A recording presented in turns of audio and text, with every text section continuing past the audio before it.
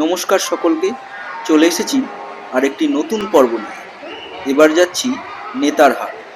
হ্যাঁ, ঝাড়খণ্ডের নেতারহাট, যাকে বলে ছোটনাগপুরের রানী। হাওড়া স্টেশন থেকে আমরা ধরেছিলাম ক্রীড়া যোগা এক্সপ্রেস, যা প্রতিদিন 9টা 10 মিনিটে হাওড়া থেকে ছাড়ে, যায় হাতিয়া পর্যন্ত। আমরা অবশ্য যাব রাঁচি পর্যন্ত। রাতের খাওয়া দাওয়া প্যাক করে নিয়ে ট্রেনে উঠে পড়লাম। ব্যাস, কাজ আর কিছুই নেই, এই ডিনার করে ট্রেনে শুয়ে পড়া। পরের দিন সকালে পৌঁছে যাব রাঁচি। তুই কি খাচ্ছিস রে? চাউমিনটা টেস্টি? হ্যাঁ, ভেরি ভেরি। বাহ, এটা আবার কি হলো? পায়ে হাত দিলি কেন? হাওড়া হাতিয়া ক্রীড়া যোগা এক্সপ্রেস। আপাতত বাজে 5টা 15। ট্রেনটা 1 ঘন্টা লেটে যাচ্ছে। দাঁড়িয়ে আছি রাঁচি ঢোকার আগের স্টেশন, বেশ কিছুটা আগের স্টেশন মুড়ি জাংশন।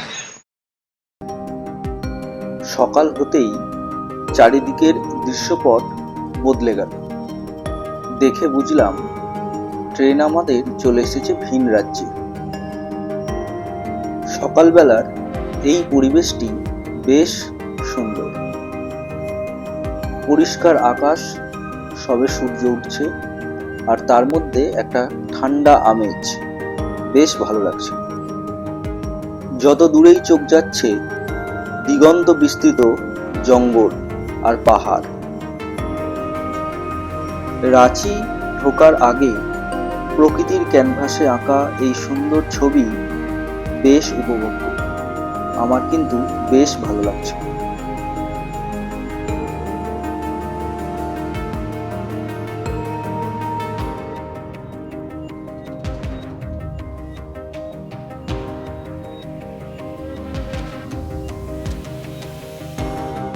জঙ্গল আর পাহাড়ের মধ্যে দিয়ে আঁকাবাঁকা রেলপথ, সেই পথ দিয়েই আমাদের ট্রেন এগিয়ে চলেছে। গন্তব্য রাঁচি।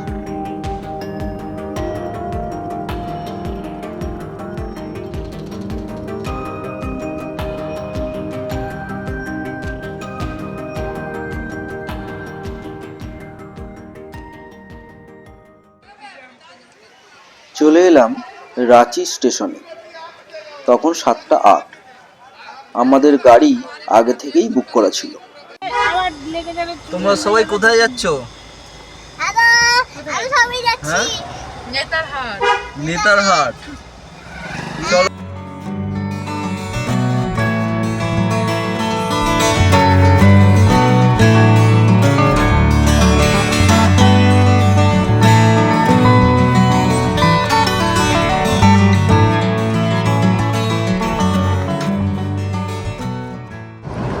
বাবাই, তুই কটা পাহাড় দেখলি বল?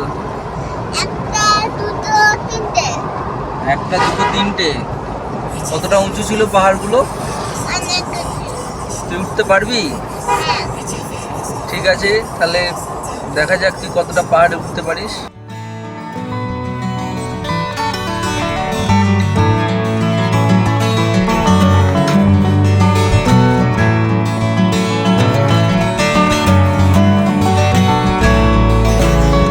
নেতারহাট পৌঁছানোর রাস্তাটি কিন্তু অনবদ্য।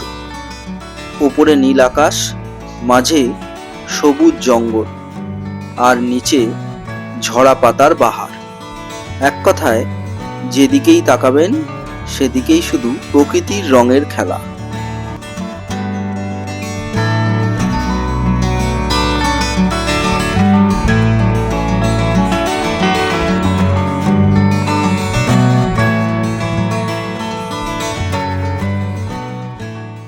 এখানে আমাদের কোনো হোটেল আগে থেকে বুক করা ছিল না। আমরা পেয়ে গেছি হোটেল প্রভাত বিহারের একেবারে সামনে হোটেল ভগবতী লজ। এই মুহূর্তে নেতারহাটে এসে পৌঁছে গেছি। একটা সুন্দর ভিউ দেখা যায় এমন একটা রুম নেতারহাটে পেয়ে গেছি। আমার পেছন দিকে জঙ্গল শুরু হচ্ছে, দোতলার ব্যালকনি থেকে এই ভিউটা দেখা যাচ্ছে। এই ভিউটা আমি দেখাচ্ছি। খুব সুন্দর পরিবেশ। নেতারহাটের পরিবেশ এমনিতে খুবই সুন্দর, চারপাশের প্রাকৃতিক পরিবেশ অনবদ্য। তার পাশাপাশি এরকম একটা রুম যদি পেয়ে যান তাহলে তার কোনো কথাই নেই। জায়গাটা শুধু দেখুন, কি অপূর্ব।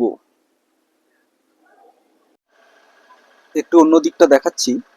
অন্যদিকের ভিউটা দেখুন। এই আমি ব্যালকনিতে দাঁড়িয়ে আছি, আর আমার পেছন দিকে ঠিক রাস্তার পাশ দিয়ে এরকম জঙ্গল, আর জঙ্গলের একটু পরেই লাঞ্চ করে চলে যাব সানসেট পয়েন্টে।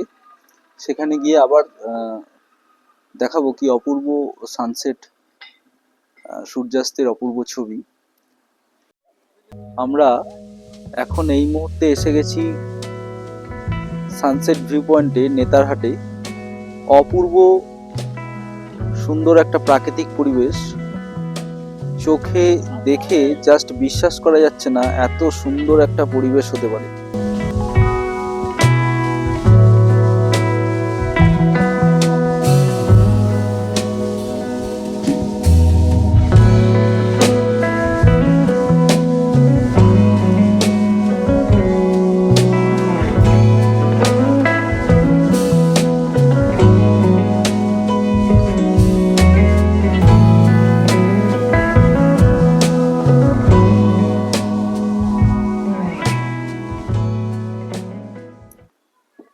চলুন একটু এগিয়ে যাই।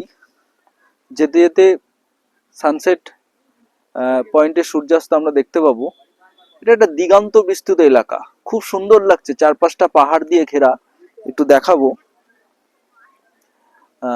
দূরে আমার পেছন দিকে এই জায়গাটা পুরো পাহাড় দিয়ে ঘেরা, একটা বিরাট মাঠের মতো। এগিয়ে যাচ্ছি সানসেট পয়েন্টের দিকে। ওখানটা গিয়ে আবার দেখবো যে ওখানে কেমন ভিউ দেখা যায়। চলুন তাহলে যাই।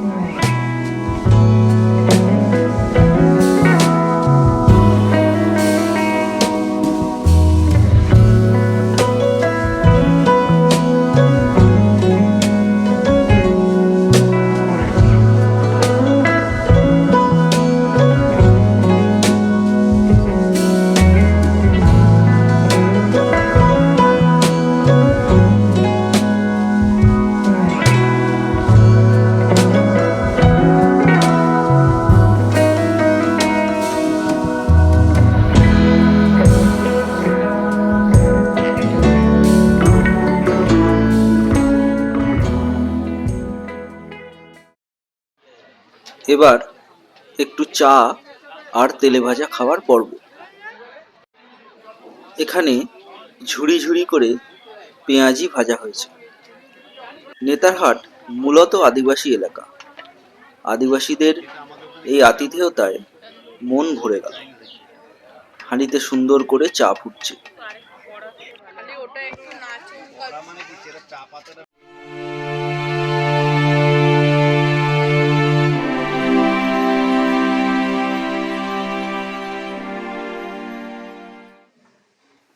রাত্রে আমরা তাড়াতাড়ি ডিনারে চলে এলাম। রাত হতেই এখানে ঠান্ডা কিন্তু বেশ বেড়ে গেছে। ডিনারে আমরা নিয়েছিলাম আলু জিরা, রুটি আর চিলি চিকেন। খাওয়া দাওয়ার মান কিন্তু বেশ ভালো।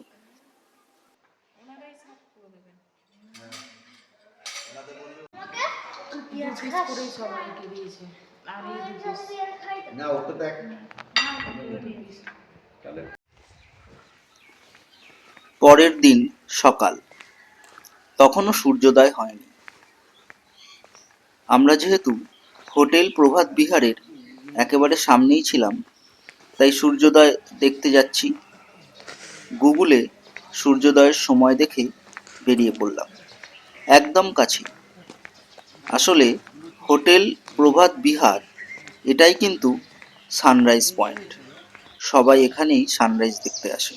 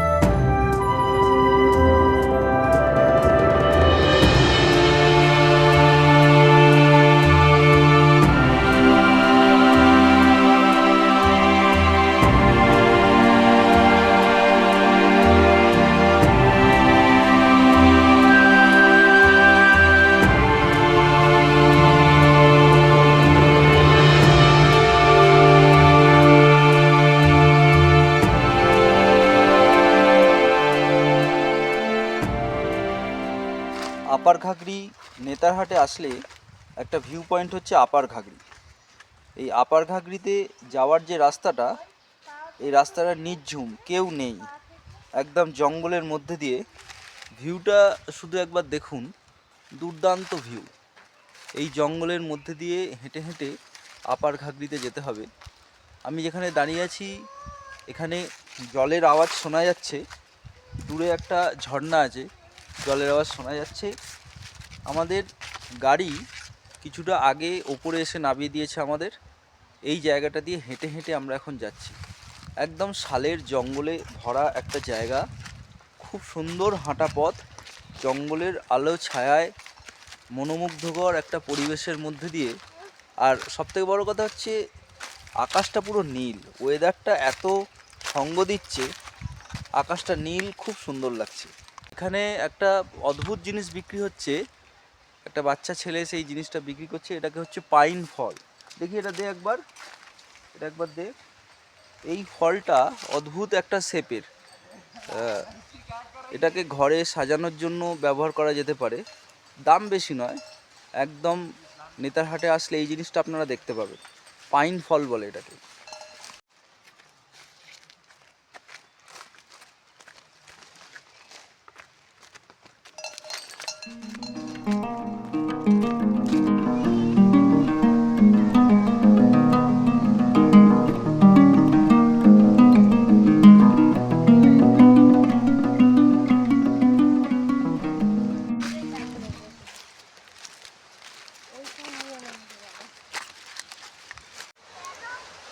এই হলো ঘাগরি, মানে জলপ্রপাত, অর্থাৎ একটা জল আর কি পড়ছে। ঘাগরির রাস্তাটা খুব ডেঞ্জার, আস্তে আস্তে নামছি। দাঁড়াও, আমি যাই, তারপরে তোমরা যাবে। একটু অসতর্ক হলেই কিন্তু পা ফসকে নিচের দিকে পড়ে যাওয়ার সম্ভাবনা। হাত ধরে আস্তে আস্তে যাচ্ছি। তবে যেহেতু বৃষ্টি পড়েনি, তাই জন্য কিন্তু শ্যাওলা নেই, স্লিপ নেই। এখানে বড় বড় পাথর আছে, আস্তে আস্তে একটু নামতে হবে সাবধানে।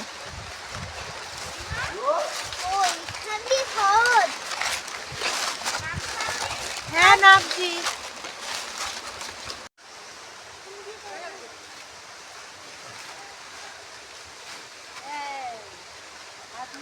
পড়ে গেছি।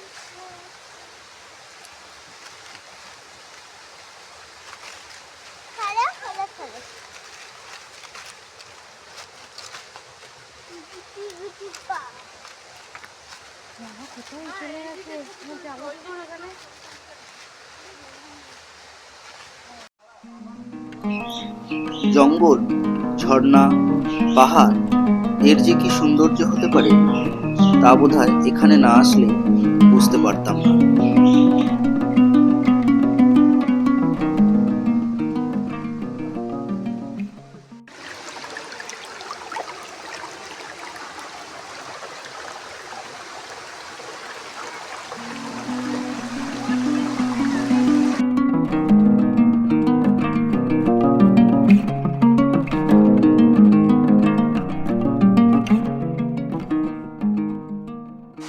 তোমরা আস্তে আস্তে ওঠো, আমি পেছন পেছন উঠছি।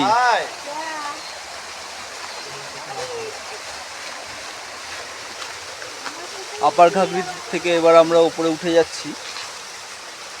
একটু ধীরে ধীরে আবার উঠতে হচ্ছে। বন্ধুর পথ, সমান নয়, একটু পাথুরের সিঁড়ি আছে। নেচারটাও সুন্দর, বেশ একটা জঙ্গলের অনুভূতি, অরণ্যের অনুভূতি আসছে। আর তার সাথে ভিজে মাটির সোঁদা গন্ধ, বেশ সুন্দর লাগছে, একটা রোমাঞ্চকর অনুভূতি।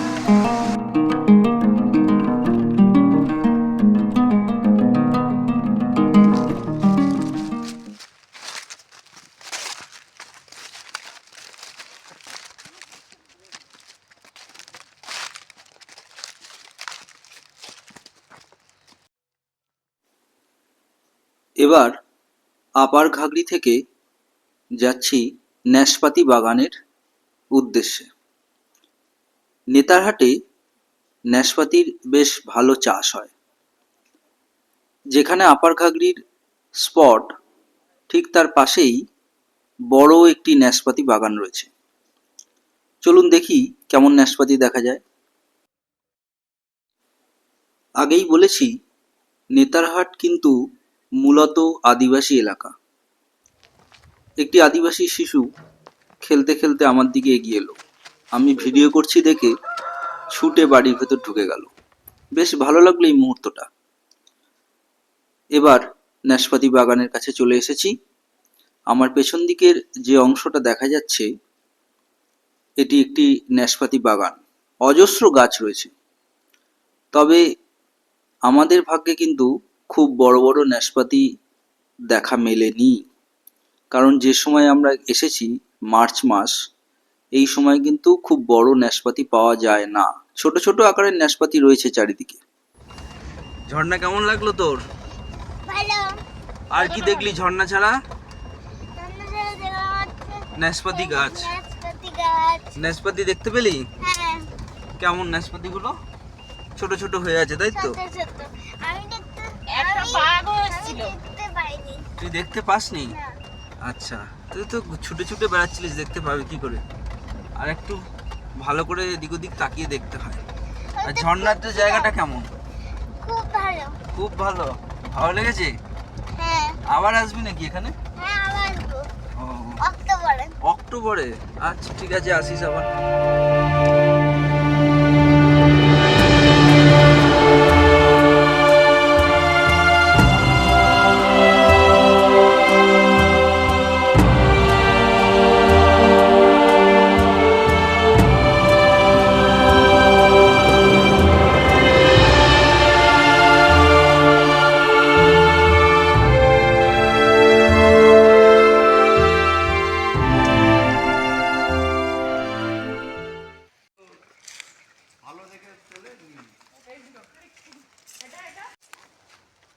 এই যে জায়গাটা এসেছি, এটা হচ্ছে কোয়েল ভিউ পয়েন্ট।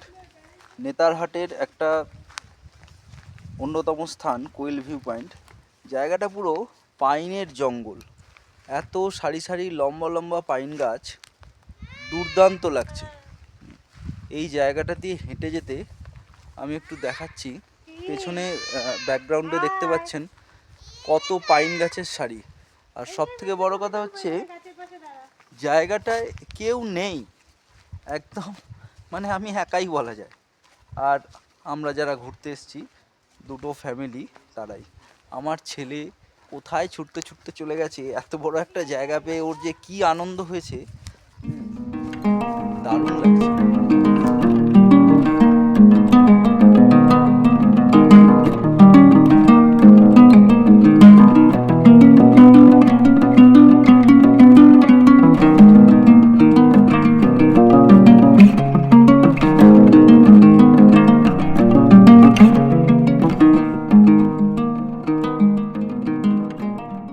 নেতারহাটের এই জায়গাটি সম্পর্কে যতই বলি না কেন, ততই যেন কম বলা হয়। প্রকৃতির শান্ত নীরবতা এখানে আসলেই অনুভব করা যায়। পাশ দিয়ে বয়ে চলেছে কোয়েল নদী। এত সুন্দর একটা জায়গা যে শুধুমাত্র আমাদের জন্য অপেক্ষা করেছিল, শুধুমাত্র আমাদেরই জন্য, তা ভাবতেই আশ্চর্য লাগছে।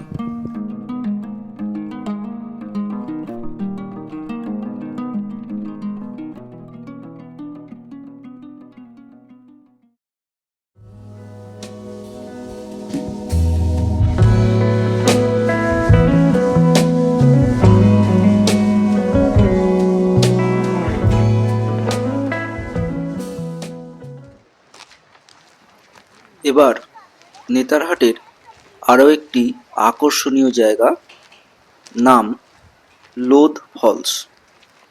এটাও একটা বেশ সুন্দর জায়গা। লোধ ফলসের যাওয়ার জন্য একটা দীর্ঘ পথ আপনাকে অতিক্রম করতে হবে। জঙ্গলে ঘেরা সুন্দর প্রাকৃতিক পরিবেশের মধ্যে দিয়ে হেঁটে যাচ্ছি লোধ ফলসের দিকে। যেতে যেতে পেয়ে গেলাম একটা শালপাতার টুপি।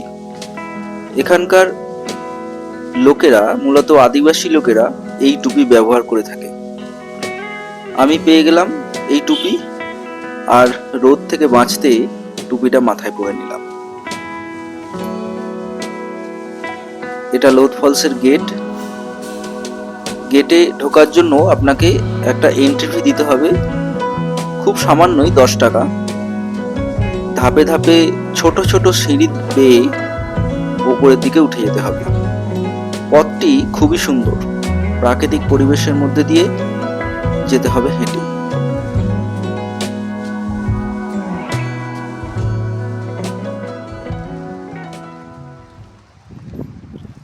এগিয়ে চলেছি লোধ ফলসের দিকে। অনেকটাই পথ। এখান থেকে বুঝতে পারছিলাম না যে আর কতটা যেতে হবে। যখনই হাঁপিয়ে যাচ্ছি, আশপাশের প্রাকৃতিক পরিবেশ দেখে আবার মন জুড়িয়ে যাচ্ছে। মনে হচ্ছে পারবো, এগিয়ে যাই। তবে চিন্তার কিছু নেই, আপনারা যারা আসবেন এখানে বসার জন্য পাশে বেঞ্চ করা আছে। দূরে একটা বোর্ড দেখা যাচ্ছে যেখানে লেখা আছে লোধ। বুঝতে পারলাম যে আর বেশি দূর নেই, প্রায় চলেই এসেছি।